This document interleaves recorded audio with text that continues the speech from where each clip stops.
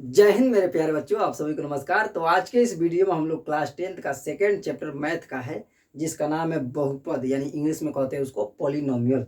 इसके विषय में हम लोग पढ़ने वाले हैं। तो आइए वीडियो को शुरू करते हैं। चलिए देखिए, पॉलिनोमियल यानी कि बहुपद क्या चीज़ है। देखिए, चर और अचर पदों को प्लस माइनस के साथ मिला लिया जाए तो इनका कॉम्बिनेशन ही कहलाता है बहुपद। इंग्लिश में बोले तो वेरिएबल एंड कांस्टेंट। कांस्टेंट का मतलब जिसका मान फिक्स हो गया हो, कभी बदले नहीं। जैसे कि जितने भी नंबर्स हैं 1 2 3 4 5 6, फिर 1/2 1/6, जितने भी नंबर हैं उनको कांस्टेंट कहते हैं। ठीक है, तो कांस्टेंट और वेरिएबल्स। वेरिएबल्स का मतलब जो अल्फ़ाबेट्स कुछ भी हो गए, जैसे कि गणित में जिन अल्फ़ाबेटों का यूज किया जाता है उनको वेरिएबल्स यानी कि चर कहा जाता है, जिसका मान बदलते रहे, जिसका मान कभी भी गणित में फिक्स न हो, यानी कि कुछ भी मान निकल जाए तो उनको बोला जाता है वेरिएबल्स यानी कि चर। समझ में आया?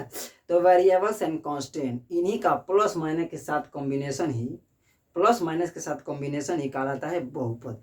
यानी कि मैं क्या समझाना चाह रहा हूँ, चर जैसे कि मान लीजिए X Y Z A B C D, कुछ भी, चाहे स्मॉल लेटर या कैपिटल लेटर जो भी हो, इनको बोलते हैं चर। इंग्लिश में कहते हैं वेरिएबल्स। ठीक है, ये हो जाए। उसके बाद कांस्टेंट। कांस्टेंट का मतलब जैसे नंबर हो गया, 5 हो गया, 4 हो गया, 3 हो गया, ठीक है, 1/2 हो गया, फिर √3 हो गया, कुछ भी हो गया, ये नंबर जितने भी हैं ये सभी कांस्टेंट कहलाते हैं। ठीक है, तो इन्हीं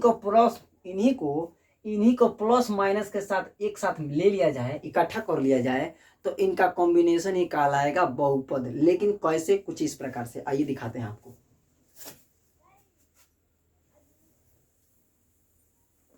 ऐसे जैसे मान लीजिए हमने लिख दिया 5x³ plus 6x² plus 7y plus 7। देखिए, इसमें वेरिएबल्स भी है, यानी कि चर, जिसका मान कभी भी मतलब कि कुछ भी हो जाए, कुछ भी निकल जाए गणित में, उनको वेरिएबल्स कहते हैं, फिक्स न रहे उसका मान। तो ये सभी क्या हैं? एक्स वाई जेड या अल्फ़ाबेट जितने भी अक्षर होते हैं वो सभी वेरिएबल्स कहलाते हैं। तो देखिए, इसमें वेरिएबल्स भी है और कांस्टेंट भी यूज किया गया है। क्या किया गया है? कांस्टेंट भी यूज किया गया है। और इसको प्लस माइनस के साथ क्या कर दिया गया? कॉम्बिनेट कर दिया गया, यानी कि इनका कॉम्बिनेशन ले लिया गया। तो इन्हीं का कॉम्बिनेशन प्लस माइनस के साथ, इन्हीं का ही कॉम्बिनेशन कहलाता है पॉलिनोमियल्स, यानी कि बहुपद कहलाता है। ठीक है, देखिए इसमें बहुत सारे पद हैं। बहुपद का मतलब बहुत सारे पद। देखिए, बहुत सारे पद नहीं, 1 2 3 4 5, इसमें ढेर सारे पद हो, इन्हीं को कहा जाता है बहुपद। तो क्या समझे? वेरिएबल्स और कांस्टेंट यानी चर और अचर को जब प्लस माइनस के साथ मिला करके कॉम्बिनेट कर लिया जाता है तो इनका कॉम्बिनेशन ही कहलाता है पॉलिनोमियल्स, यानी कि बहुपद। अंडरस्टैंड? चलिए, बहुत बढ़िया, समझ में आ गया। अब चलिए समझते हैं कि किसी भी बहुपद को बहुपद कहलाने के लिए कितने कंडीशन फॉलो करना पड़ेगा। आइए चलते हैं। ठीक है,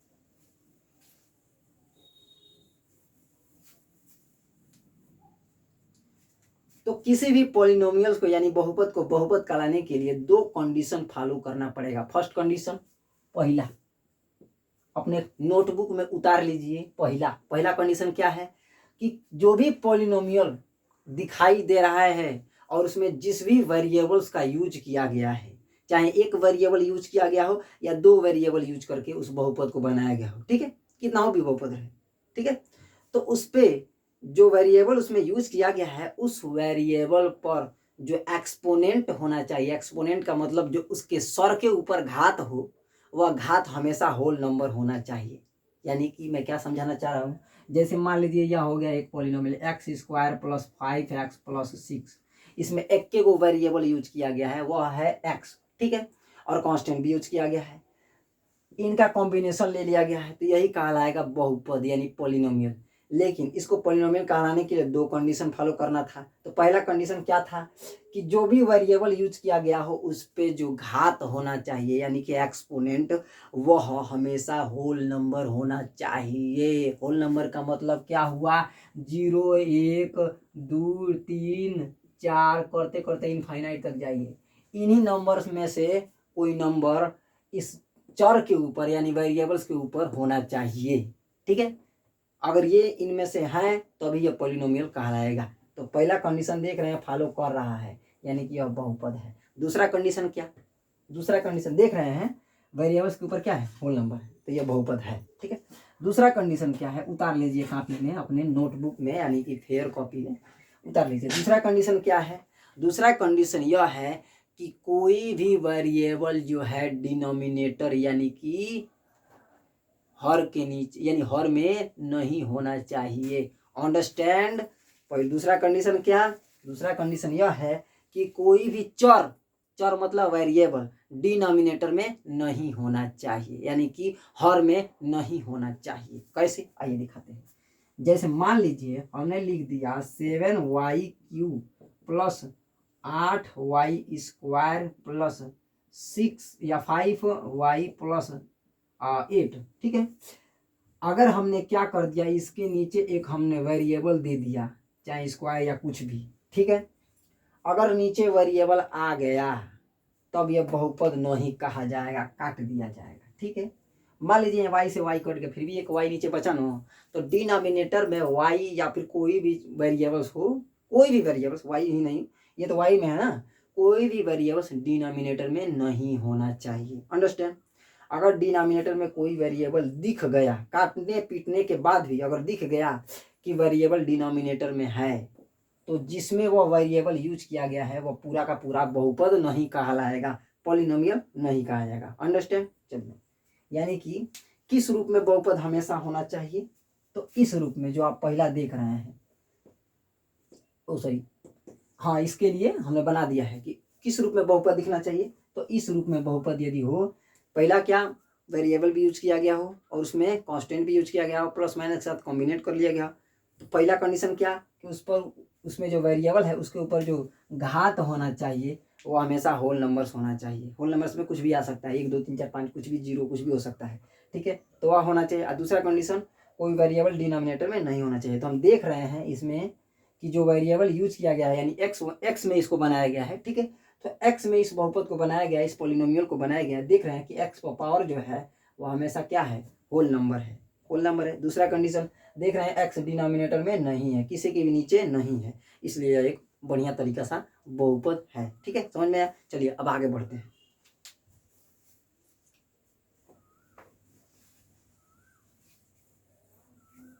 अब देखिए, ये तो हमने जान लिया कि किसी भी बहुपद को बहुपद कहलाने के लिए कितने कंडीशन फॉलो करना पड़ेगा। तो 2 कंडीशन हमने जान लिया, ठीक है। वो 2 कंडीशन क्या था कि जिस वेरिएबल्स का यूज करके बहुपद कोई बनाया गया है उस वेरिएबल का पावर होल नंबर होना चाहिए। और दूसरा कंडीशन क्या था कि कोई भी वेरिएबल डिनोमिनेटर में नहीं होना चाहिए, ठीक है। ये समझ चुके हैं कि किसी बहुपद को बहुपद कराने के लिए किन किन कंडीशनों को फॉलो करना पड़ेगा। अब चलिए आगे समझते हैं कि बहुपद कितने प्रकार से होते हैं। तो देखिए, बहुपद को जो है हम उसका नामकरण करके हिसाब से उसको दो, मतलब कि कह सकते हैं, किसी बहुपद को अगर हमें बतलाना है कि कितने प्रकार से हो सकते हैं तो उसका नामकरण के हिसाब से हम बतला सकते हैं। उसका नामकरण करके कि इतने प्रकार के ये बहुपद हो गए, इतने प्रकार के ये बहुपद हो गए। देखिए, किसी भी बहुपद का यदि प्रकार बतलाना है तो हम उसको जो है 2 तरीके से बतलाते हैं। एक टर्म्स के हिसाब से, किसके हिसाब से बाबू, एक टर्म्स मतलब पद के हिसाब से। यदि किसी बहुपद को बतलाना है कि ये कौन सा वाला बहुपद है, ठीक है, तो हम लोग या तो टर्म्स उसमें गिन लेते हैं, उस हिसाब से बतला देते हैं कि यह कौन सा वाला बहुपद है, और नहीं तो उसमें जिस वेरिएबल का यूज करके उस बहुपद को बनाया गया है तो उसमें एक्सपोनेंट यानी घातों को गिन करके भी बतला सकते हैं कि यह कौन सा वाला बहुपद है। जैसे मान लीजिए हम 2 तरीके से किसी भी बहुपद को या बहुपद का नामकरण करते हैं, सीधे समझ जाइए, किसी भी बहुपद का 2 तरीके से नामकरण करके बतलाते हैं कि ये कौन से प्रकार का बहुपद है। पहला टर्म्स के हिसाब से, दूसरा घात के हिसाब से। घात मतलब एक्सपोनेंट, एक्सपोनेंट मतलब घात, ठीक है।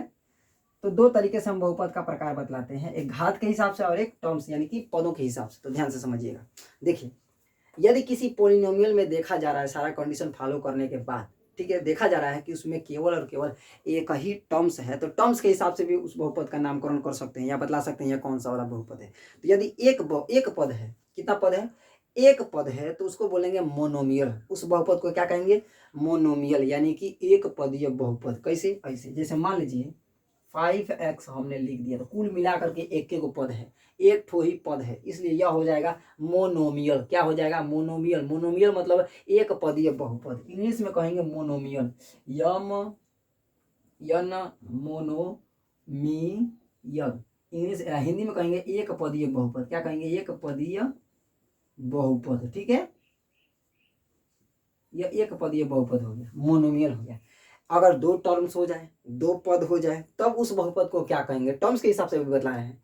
टर्म्स के हिसाब से भी हम बहुपद का नामकरण कर सकते हैं या बतला सकते हैं कौन सा वाला बहुपद है। तो यदि मान लीजिए एक ही टर्म्स रहा तो उसको मोनोमियल कहेंगे, यानी एक पदीय बहुपद कहेंगे। अगर दो पद हो गया, उसमें दो पद दिखाई दे रहे हैं, दो टर्म्स दिखाई दे रहे हैं, तो उसको बोलेंगे द्विपदीय बहुपद। क्या कहेंगे? द्विपदीय बहुपद। हिंदी में कहेंगे द्विपदीय बहुपद और इंग्लिश में कहेंगे बाइनोमियल। इंग्लिश में क्या कहेंगे? बाइनोमियल। जैसे मान लीजिए हमने लिख दिया x² प्लस 6x। देखिए एक टर्म यह हो गया और दूसरा टर्म यह हो गया, एक पद यह हो गया, दूसरा पद यह हो गया, तो यह द्विपदीय बहुपद है। इस बहुपद को क्या कहेंगे? द्विपदीय बहुपद, क्योंकि तीसरा देख रहे हैं नहीं है, ठीक है, दो ही पद है, तो इसको बोलेंगे द्विपदीय बहुपद हिंदी में। और इंग्लिश में कहेंगे बाइनोमियल। हिंदी में, इंग्लिश में क्या कहेंगे? बाइनोमियल, ठीक है। और हिंदी में कहेंगे इसको द्विपदीय बहुपद।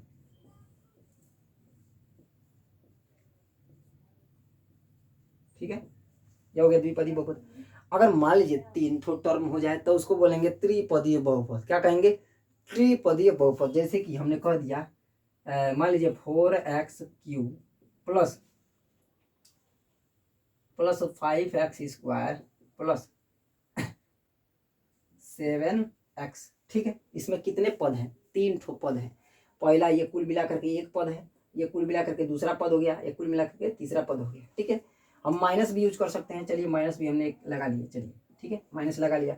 अब कोई लोग कहेंगे कि सर जी केवल एक ही चर को ले रहे हैं x को, तो हम इसीलिए x को, एक ही चर को बार बार ले रहे हैं क्योंकि हम जब कैलकुलेशन करेंगे तो ज़्यादातर जो है x में ही बहुपद आएंगे और एक ही वेरिएबल्स का यूज किया करके उस बहुपद को बनाया गया होगा। ठीक है, कोई ज़रूरी नहीं है कि एक ही मतलब कि वेरिएबल का यूज करके बहुपद बनाया जा सकता है। ठीक है, उच्च कक्षाओं में जाएंगे तो एक से अधिक वेरिएबल का यूज करके भी बहुपद जो बनाया गया होगा तो उसको सोल्यूशन कैसे करना है वो उच्च कक्षा में सीखेंगे। अभी हम लोग 9th और 10th में है ना, तो यहाँ पर केवल एक ही वेरिएबल का यूज करके मतलब बहुपद बनाया जाएगा और उसको सोल्यूशन कराया जाएगा, जो आगे समझने वाले हैं। तो इसलिए हम केवल एक ही वेरिएबल x को ही उठा रहे हैं। ठीक है, समझ में आया? चलिए बहुत बढ़िया। तो इसमें देख रहे हैं कितने टर्म्स है? 1 2 3 टर्म्स है। ठीक है, तो इसको कहेंगे त्रिपदीय बहुपद। इंग्लिश में कहेंगे ट्राइनोमियल। इंग्लिश में क्या कहेंगे? ट्राइनोमियल, यानी कि त्रिपदीय बहुपद। क्या कहेंगे? त्रिपदीय बहुपद, सॉरी बहुपद। ठीक है, ये हो गया त्रिपदीय बहुपद। ओके, इसको तो हमने काट दिया, ऐसा लिखा कि काटिए दिया। ठीक है, चलिए इसको ठीक से लिख दे रहा हूं मैं। यह हो गया त्रिपदीय बहुपद।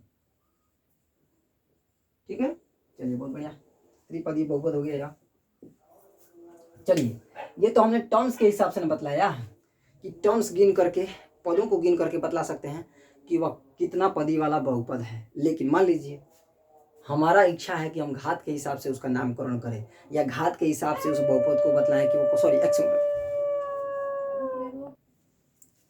तो सॉरी दोस्तों, कुत्तों को भी अहुआर आने लगता है कभी कभी। ठीक है, तो उनको ठीक करने के लिए हम चले गए थे। तो हम समझ रहे थे कि एक्सपोनेंट यानी कि घात के हिसाब से बहुपद कैसे बतलाएंगे कि ये कौन सा वाला बहुपद है। तो मान लीजिए यदि किसी बहुपद को हम देख रहे हैं यानी पोलिनोमियल को ध्यान से देख रहे हैं और उसमें जो भी वेरिएबल यूज किया गया है उस वेरिएबल पर मैक्सिमम पावर देखा जा रहा है एक ठो, मैक्सिमम पावर हमें एक ही दिखाई दे रहा है, उससे ज़्यादा वह वेरिएबल जो है कहीं पर भी उसमें कहीं पर भी वह ज़्यादा घात नहीं लिया हुआ है। ठीक है, तब ऐसे बहुपद को हम लोग बोलेंगे लीनियर पोलिनोमियल यानी कि रैखिक बहुपद, एक घातीय बहुपद। कैसे, आइए समझते हैं। जैसे मान लीजिए हमने लिख दिया 6y + 2। देख रहे हैं इसमें वेरिएबल भी यूज किया गया है, कांस्टेंट भी यूज किया गया है, इनका प्लस के साथ कॉम्बिनेशन है, तो यह एक पोलिनोमियल हो गया यानी कि बहुपद हो गया। ठीक है, और देख रहे हैं कि वेरिएबल जो y है इसके साथ भी y है और इस पर पावर 0 है। ठीक है, तो y पर पावर 0 का मान 1 और 1 का गुणा 2 यानी 2 में करेंगे तो 2 हो जाएगा। ठीक है, तो इसलिए y पर पावर यहाँ 0 है, ऐसा मत समझिएगा इसके पास y नहीं है।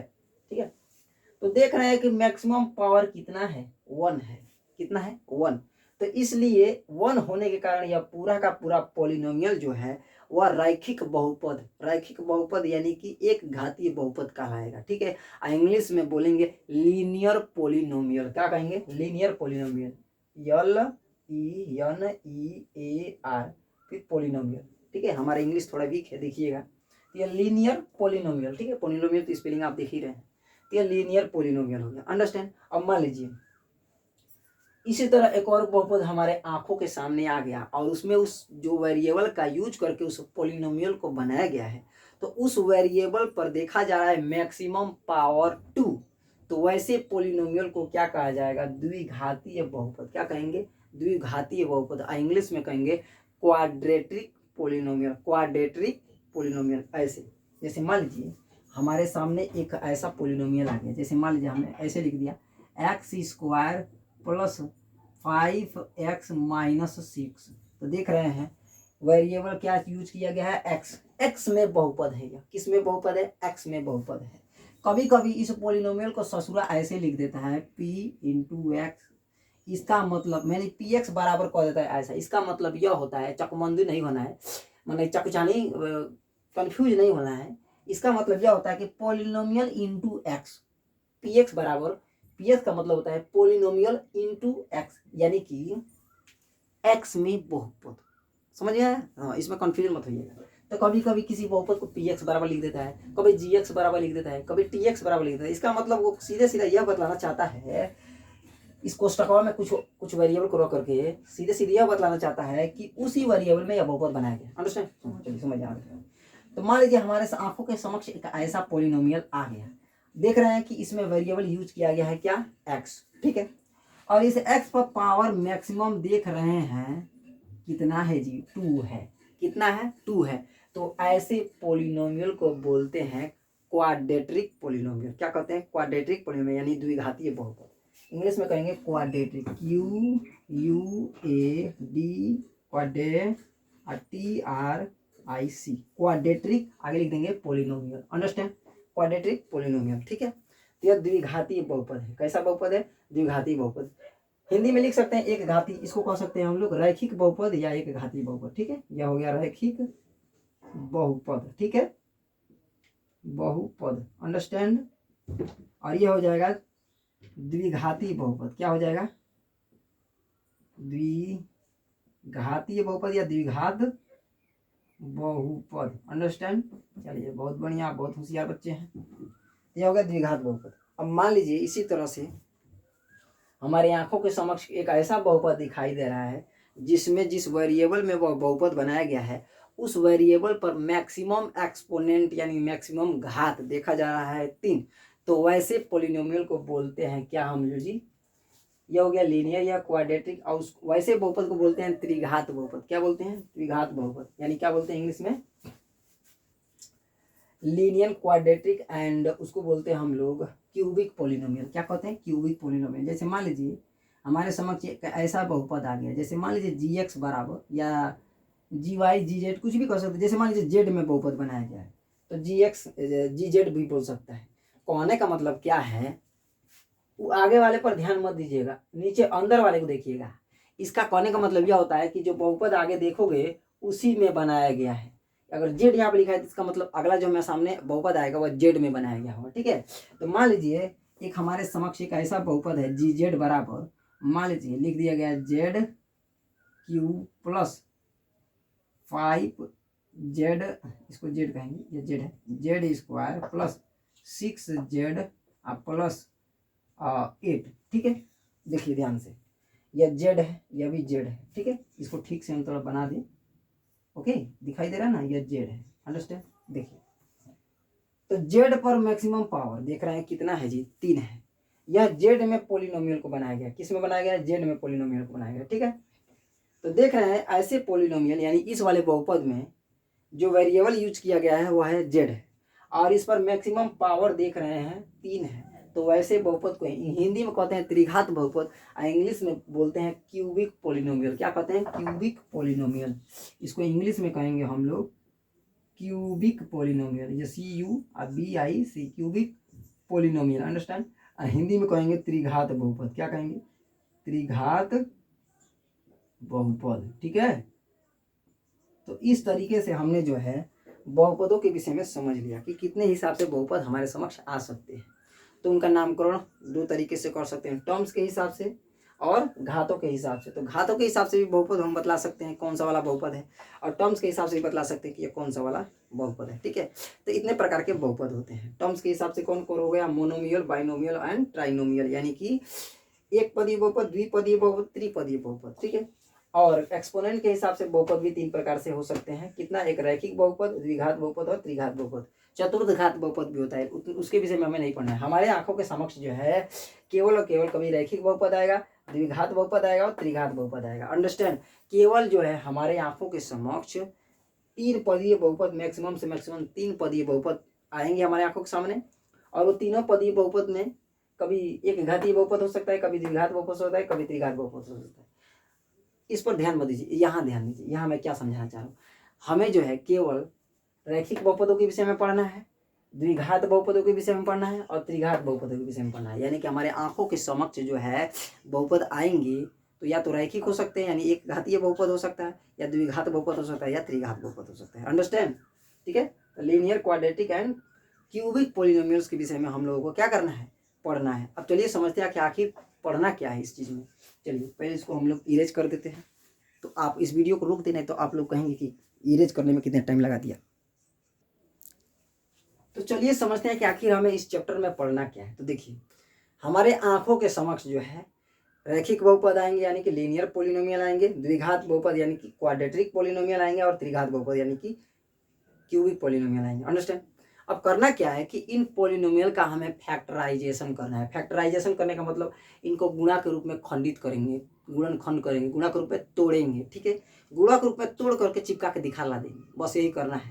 गुणा के रूप में तोड़ करके दिखला देना। जैसे मान लीजिए 35 को हमने कह दिया है इसका गुणा के रूप में फैक्टराइजेशन कीजिए, यानी गुणा के रूप में खंडित कीजिए, तोड़िए, तो हम इसको लिख सकते हैं 7 × 5। देखिए इसको गुणा के रूप में तोड़ करके दिखला दिया। तो ऐसे ही क्या करना है, हमारी आंखों के समक्ष पॉलिनोमियल आएंगे तो उनका फैक्टराइजेशन करना है। अब प्रश्न यह उठता है कि क्यों फैक्टराइजेशन करना होता है, क्यों फैक्टराइजेशन हमें सीखना है।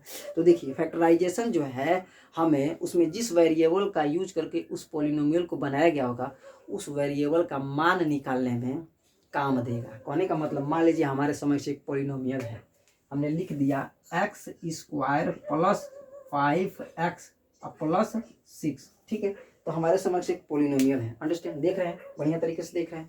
तो इसमें किस वेरिएबल को यूज करके बनाया गया है, तो x को इसमें यूज करके इस पॉलिनोमियल को बनाया गया है। ठीक है, तो हमें करना क्या है, इसका फैक्टराइजेशन करना सीखना है, यानी कि इसको गुणा के रूप में तोड़ेंगे। तो जब गुणा के रूप में तोड़ेंगे तो इसके ज़्यादा से ज़्यादा 2 फैक्टर प्राप्त होंगे। और प्रश्न यह उठता है कि कैसे जान लिया कि 2 ही फैक्टर प्राप्त होंगे।